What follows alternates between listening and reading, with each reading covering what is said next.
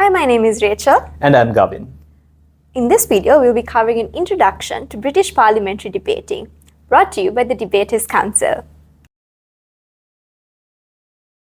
So what exactly is British Parliamentary debating? In this format of debating, there are 4 teams. The debate flows from opening government to opening opposition to closing government to closing opposition. Each team has 2 speakers that speak for 7 minutes each. Now, unlike in WSDC, we are not competing for a winner. Instead, you are competing for a ranking from 1, 2, 3, 4. One of the key differences between WSDC debating and BP debating is that POIs become much more important.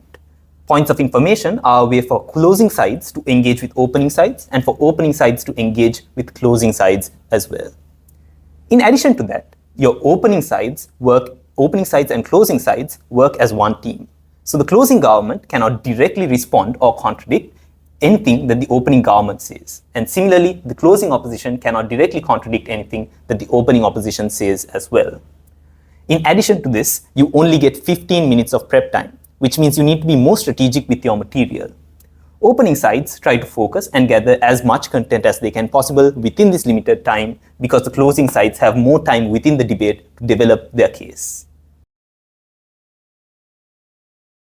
Now that you know how the debate flows, let's talk about what happens in the debate. The first thing you need to know is what is an argument? An argument is simply a collection of ideas. You can't just throw around claims in a debate. It needs to be very organized. This is the structure of a basic argument. You need to have your initial claim. You need to have your levels of analysis. This is simply to explain why what you're saying is right, true, or likely. After that, it is very important to impact your arguments. This is to say what will actually happen because of what you are saying, who benefits from it, who doesn't benefit from it, things like that. And lastly, it is important to include examples. Remember to always make your examples realistic and true. When you're going against another team, you need to respond to their arguments. And simply, your responses will target each aspect of an argument. So you could disagree with the claim of the argument. You can say their claim is wrong, and so on and so forth. You can disagree with the analysis of their argument. You can say that their explanations are not logical. You can say that the connections between different lines of analysis don't make sense. Following that, you can disagree with the impacts as well. You can say that the stakeholders that they point out will not really be impacted. Or you can say that the impacts will be different, or perhaps even positive impacts when they claim negative impacts. And finally, you can dispute their examples. You can say that their examples are wrong or misplaced. The impact of your rebuttal increases when you target the higher aspects of their argument. If you can disprove their claim, that gives you a significant edge compared to disproving their examples. So now that we have the basics of arguments and rebuttals out of the way, let's look at the specific speaker roles in a debate. First, we have the Prime Minister, who is the first speaker of opening government. The Prime Minister has a few important duties.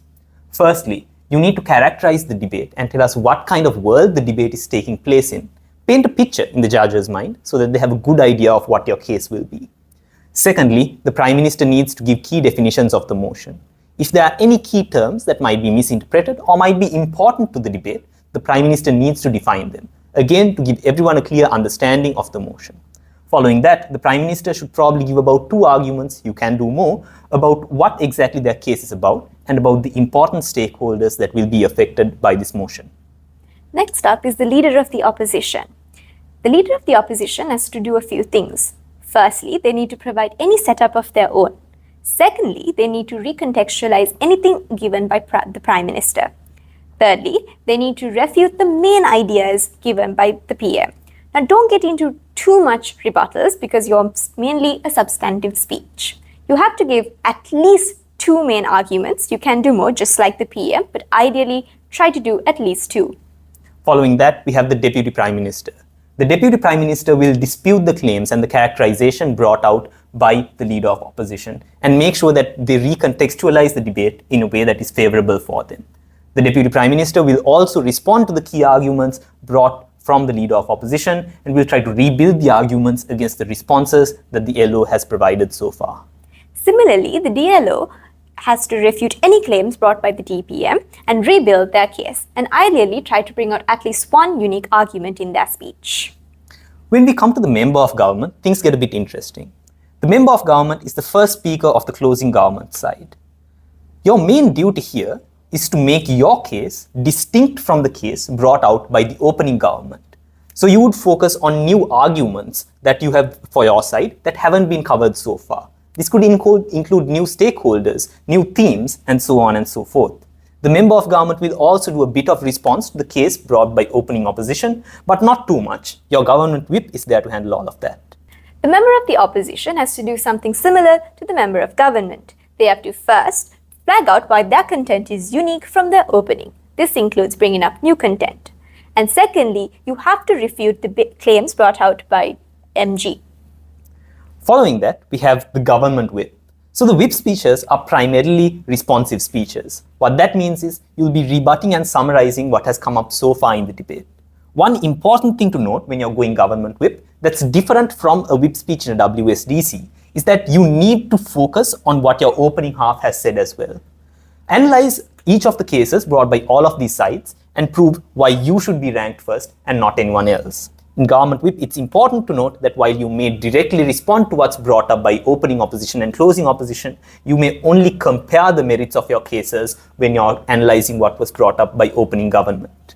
Very similar to the government whip, the opposition whip has to prove why you win against the other three teams and should rank first. Now that we've looked at the speaker roles, let's take a step back and look at what happens during prep. There are a few ways to come up with arguments, but the most important ones are context and stakeholders. Context is basically what is happening in the world right now. When someone in the motions committee sets a motion, they need to get the idea from somewhere. And more often than not, it's from something that's happening in the world. So if you have a good knowledge of your history and current affairs, you can think of arguments based on what you've already seen and make those arguments within the debate. This is important because now you know that your arguments are grounded in reality and are things that can actually happen, as opposed to having to forcefully prove these things through analysis. The second thing that will help you is to think of stakeholders. Stakeholders are all the people affected and involved in the debate. First, think of all the stakeholders you can. Secondly, think of how each stakeholder is affected in the debate. Are they affected in a negative way? Are they affected in a positive way? Is there no impact at all on them? Thirdly, you should prioritize them. Think of who your most important stakeholder is. Who do you want to benefit the most in the debate? And you can create multiple arguments of stakeholders. One key difference between prep in WSTC and BP debating is that the way you approach prepping differs based on whether you're going in the opening half or the closing half. In the opening half, you focus on very impactful arguments and a few of them. So for the context, you would think about the most impactful issues in the world right now. For stakeholders, you would think about the people who are most heavily affected by this new motion. When you're going closing half, your approach is a bit different. You think of a more diverse, broad range of ideas. So you think about a lot of issues happening in the world right now and a lot of stakeholders, because you don't know which arguments will be taken by your opening half, and you need to have something new and unique prepared in any eventuality.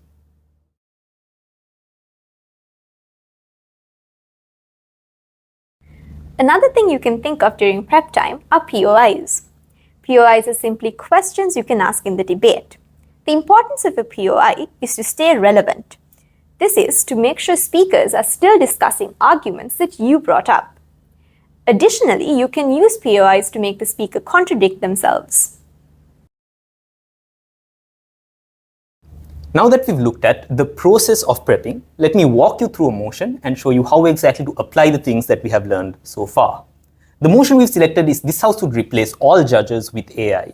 And let's take the prop case for this motion. Firstly, let's look at the context. Identifying problems is very important for you to develop the context that you're going to present in this debate. And firstly, you need to look at what's wrong with judges that we need to replace them with AI. There are a few issues here. Judges have biases. They can be discriminatory against poor people, homeless people. They could be racist, they could be sexist, and so on and so forth. And these are biases that you want to eliminate because you can't have those biases in a fair legal system. And that's something that AI could help out with. Judges, being human, are also affected by normal things. Even if they aren't racist, they could just be hungry, they could be in a bad mood, they could be irritated, and that could affect your sentencing as well. So these are potential problems in the context that we have that we can use to build arguments. Next up, you need to think of the stakeholders. First, try identify all the stakeholders. Identify that the judges, the victims, the accused, the general public, these are all the stakeholders there are to this debate. The second thing you'd want to do is think about how this motion specifically affects each stakeholder. Are the victims getting justice when you implement this motion? Are the proper accused criminals getting sentenced? These are things that you'd want to ask.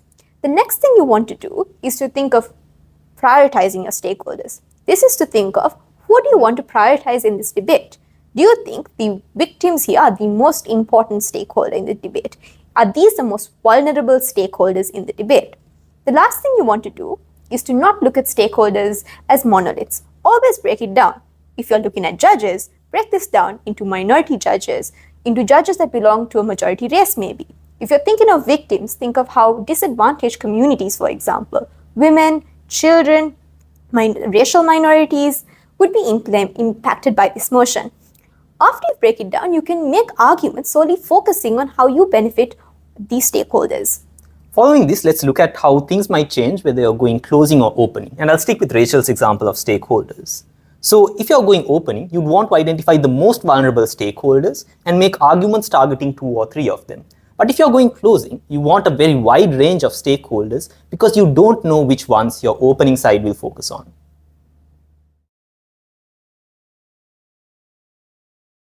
So now we've reached the end of this video, and the key points we've covered are speaker roles, arguments and rebuttals, effective prep, and POIs.